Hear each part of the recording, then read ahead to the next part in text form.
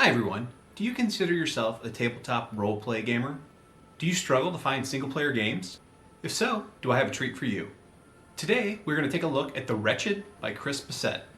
Recently, I backed Chris's Kickstarter for The Wretched, and it arrived last week. I'm going to unbox the game, talk about my recent experiences playing it, and at the end of this video, we'll have an interview with Chris himself. Hi everyone, I'm Robert, and welcome to Rob Unwraps, and today we're going to unwrap The Wretched. So this is a special printing of The Wretched by Loot the Room.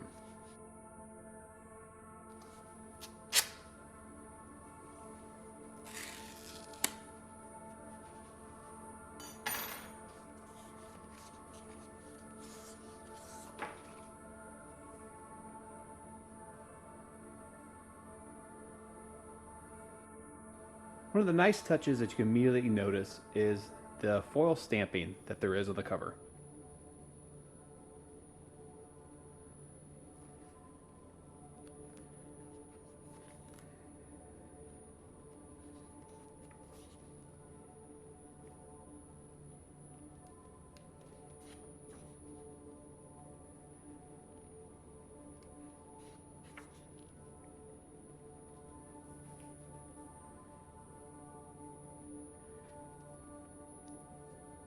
I love Chris's logo. It was one of the first things that drew me to his work.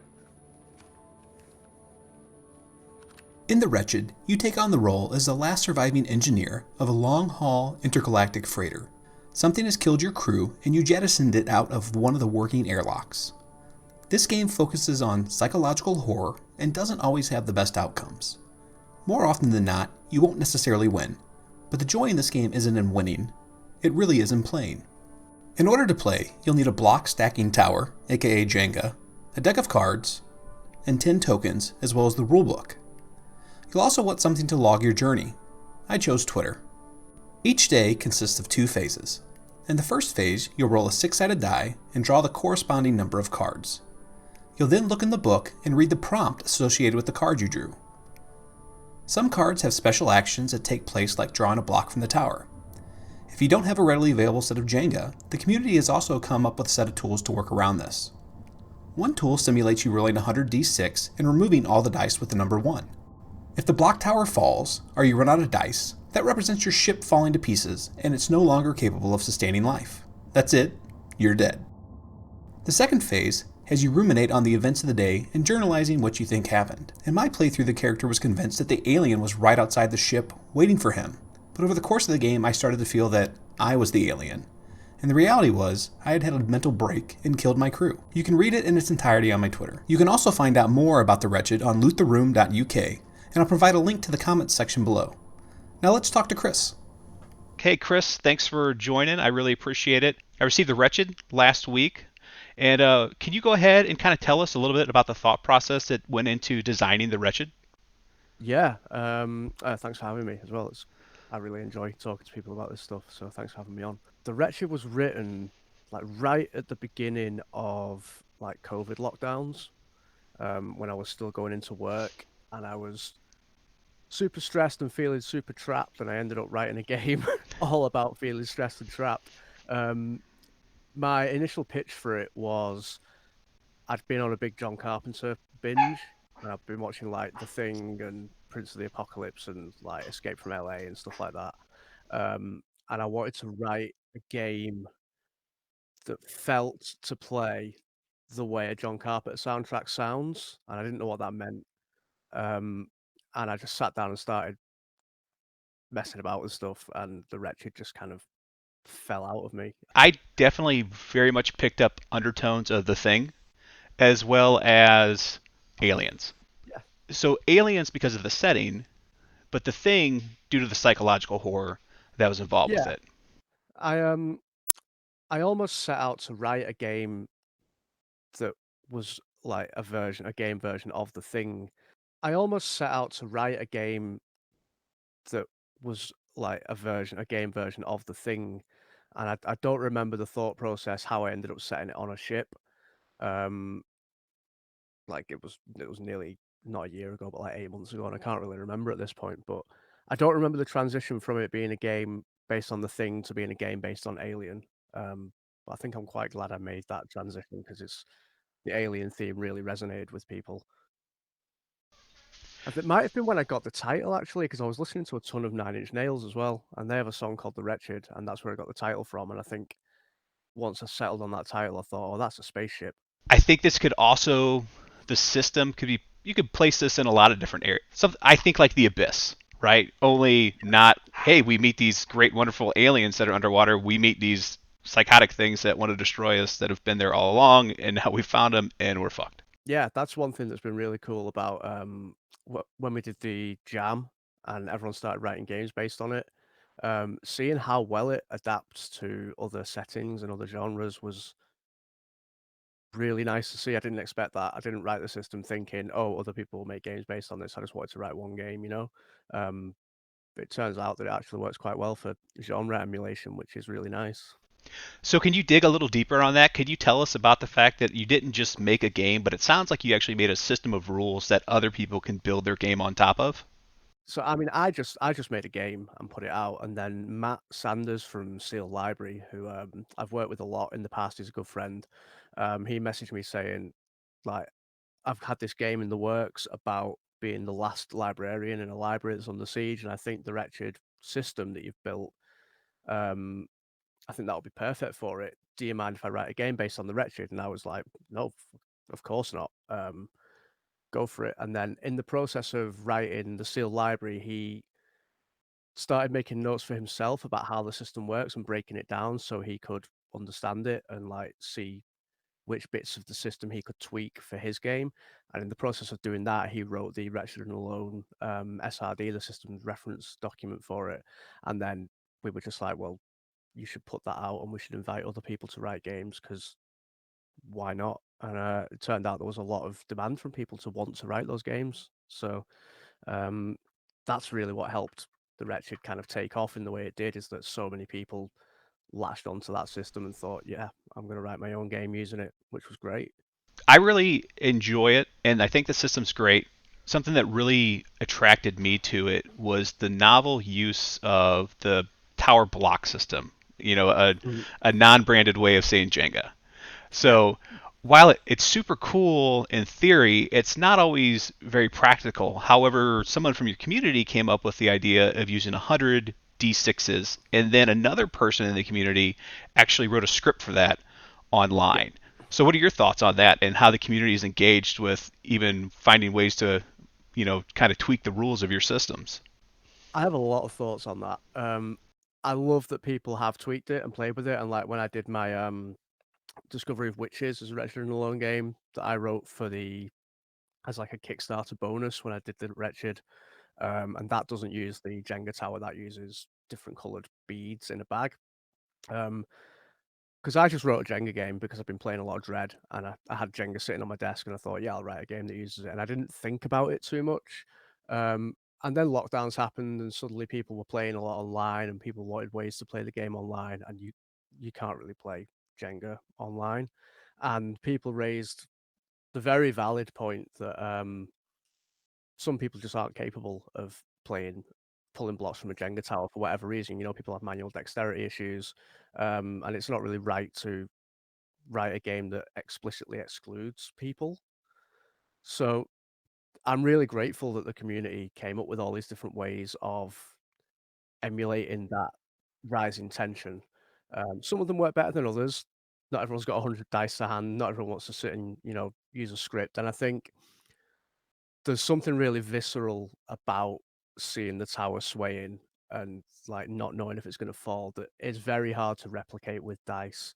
I thematically think a tower block system representing the integrity of the ship was great. I loved it. However, I didn't have a Jenga set laying around the house, so I did lean on one of the scripts that your community wrote, and I think that the 100d6 was a very excellent idea, and the script representing that was a very easy way to manage that. I do, however, think that there's room for people to make games that have a positive take Yeah. with this system. It doesn't always have to be doom and gloom. Even though the system is wretched and alone, it doesn't always have to have a bad outcome. No, I agree. Someone, I can't think who it was now, someone tweeted at me this morning saying they were writing a game using the system, but it's probably quite a hopeful, happy game, and it's probably going to have a positive ending. And is that still a Wretched and Alone game? And I mean, it's not up to me to say your game isn't Wretched and Alone at the end of the day. And I think I'm just happy to see people still wanting to write games in the system, and I'm really happy. I love seeing people take it in directions I never would have thought of. Um, there's a real magic to seeing people grab it and run with it, and like it's not my thing anymore. You know, there's 100 other people minimum writing games in this system. I've written 4. So like I'm not even an expert on the system. People ask me about it and I go, I can't remember writing that. I don't know how that's meant to work. I really love the fact that people have grabbed hold of it, and I love seeing everything that people do with it, including making it more hopeful and like taking failure out of the game and saying, what does that do to these games if you take the failure state out of it? I really love that. So what's next for you, Chris? I know ZineQuest is coming up on Kickstarter. What are your plans there? Yeah, I've got a few things coming up. I'm doing D36 is a zine of strange, like sort of lyrics, sort of OSR stuff. I'm working with I think 10 of my favorite people like Sam Mew, Oliver Darkshire, Cat Evans are writing stuff for this zine. I'm hoping to fund 4 issues of it to release over the next year. We'll see what happens with that. That's launching middle of February, and I've also got a game with Nevin Holmes, who wrote Gun and Slinger, which was kickstarted last year. We have written a hack of This Discord Has Ghosts in It by Willie Hobbs and Adam Vass called Kitchen Nightmares, which is about a medieval knight who's sent forward in time by a wizard and ends up working in a 90s diner. And it's a game played entirely over Discord, where you are the knight trying to figure out who the wizard is and potentially get yourself sent back in time to your original timeline. And that's coming out. That's going to be on Kickstarter, hopefully as part of ZineQuest as well. So got a lot coming up the next month. Where can people find out more about the Discord-based game before Kickstarter? That's a very good question. We haven't even really announced it properly yet, so this might be the announcement of it. I would say keep an eye out on my Twitter and keep an eye out on Nevin's Twitter. Nevin's at Fork20, FORK, the word 20, because we'll be talking about that over the next couple of weeks. That's awesome. I think that Discord is a under-tapped tool when it comes to playing role-playing games that aren't like the big Hasbro games. Yeah, I agree. This Discord Has Ghosts in It is a really, really incredible game. I've played it a couple of times and it's always really fun, and that's played entirely over Discord. And just like I was saying with the Wretched stuff, like being able to take a framework for another game and turn it into something completely different, but that shares the same DNA, is something I really love. And I'm really glad that Adam and Will signed off on letting us hack their game. Can you tell us about the Patreon that you run and the type of games that you're making on a monthly basis for your supporters? Yeah. So I release, like you said, I release a game every single month. I have been doing that for the past 6 months now, I think. Like this month's was a new Wretched and Alone game called The Assassin, inspired by my memories of playing early Assassin's Creed games, because it's been 10 years since I touched an Assassin's Creed game. So it's about being an assassin on a mission, and it's sort of about being alone even though you're surrounded by people, and what that means and how you go about kind of wrestling with the fact that you kill people for money. But then I write all sorts of different stuff. The game I've got coming out in March is called Dice Souls, which is a 2-player Souls-like dungeon crawler where you explore dungeons and fight big monsters and die and fight them again and die and slowly get better and kind of grind your way through and hopefully escape.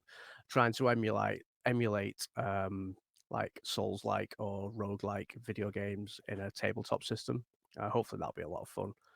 And then the game that's coming out in March, I think, is going to be called Sherlock Holmes, and that's going to be a 2-player game about a mouse detective and their partner. So I write all sorts of stuff. You can find out more at patreon.com/loot the room. You get games early before anybody else gets them. You get them cheaper than anybody else gets them. And it helps me kind of provide community copies of my games so that people who can't afford them can still have access to them as well. Yeah, so that's great. And I'd like to talk a little bit more about that. I believe you do the community support through, is it itch.io? Yes, that's right. This is something I think Deep Anyway kind of pioneered it. I could be wrong about that, but they were certainly the first person I saw who did it. It's just like an honesty system, really, where you say, here's a number of copies of this game that are available for free. If you can't afford it, just take one. No, I really appreciate that, especially with times are the way they are, that you're looking out for the community to give back and not just take. Like up until last year, I've spent the past 15 years like very, very, very poor and unable to buy stuff and kind of engage with stuff, Yeah. So whenever I've been able to get hold of something for free without like I've reached out to someone and said I really would love to play your game, but I can't afford it, and they've given me a copy or whatever, I've always been really grateful for that. And it's nice to be able to be in a position where I can do that for other people. Because of the support on Patreon, where I'm at a position now where I can start giving stuff away for free to people again if they need it, which is really great. Yeah, and I think it's a win-win, right? Because now other people are helping you support yourself and subsidize the rest of the community. And I don't know that that's the right word, but basically other members of the community through you are helping other people within the community get your games, and it's not necessarily taking too much out of your pocket, so you can work to support yourself and make this go from beyond a hobbyist game designer to a full-time, this is your profession and not just your vocation. Yeah, exactly. And the other benefit is that it means I get to stealthily extol the benefits of socialism as a British socialist. Yeah.